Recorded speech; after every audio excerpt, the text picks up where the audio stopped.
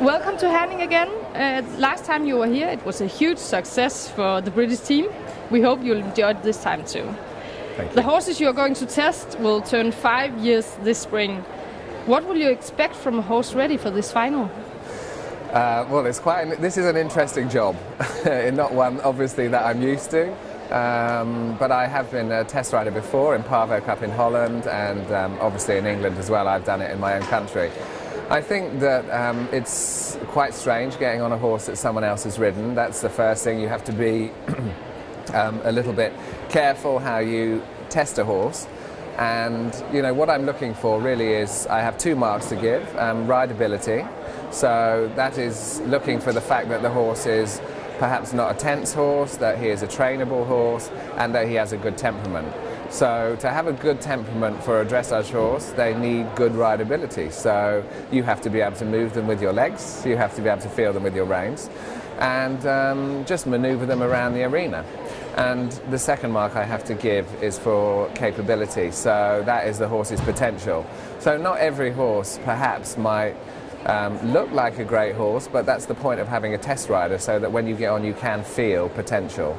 So that's always interesting, because sometimes we can all look at horses and think, no, that's not the horse for me, but then when you ride it you feel something that you didn't see. So that's capability, and that's a mark I'll be giving for how I think his future might be. And when you sit in the saddle for the first time, which reactions from the horse will give you a specific good feeling? Hopefully relaxation. You know, 5 years old is quite young, and you know, we already seen the arena. It's quite a big, scary arena, I think, for 5-year-old horses. Certainly in England they would never have seen anything like this at that age before. I'm just hoping, you know, I mean, the horses just really need to be relaxed enough for me to just feel their paces.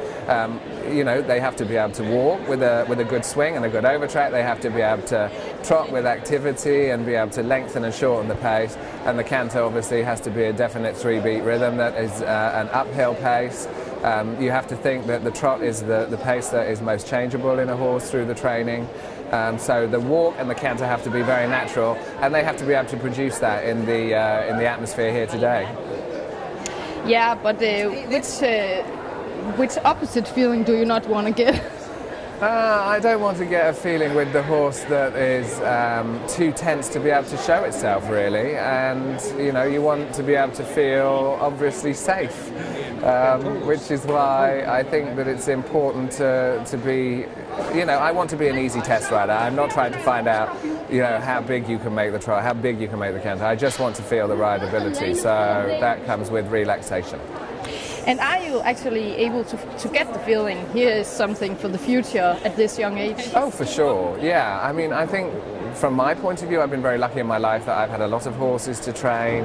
Over the last 20 years, we've had a lot of difficult young horses, we've had a lot of easy young horses.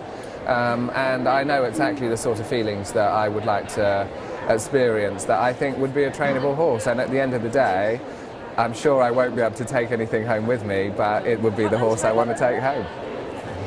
And do you always sit on a horse with the mindset of a Grand Prix one day? Oh, for sure.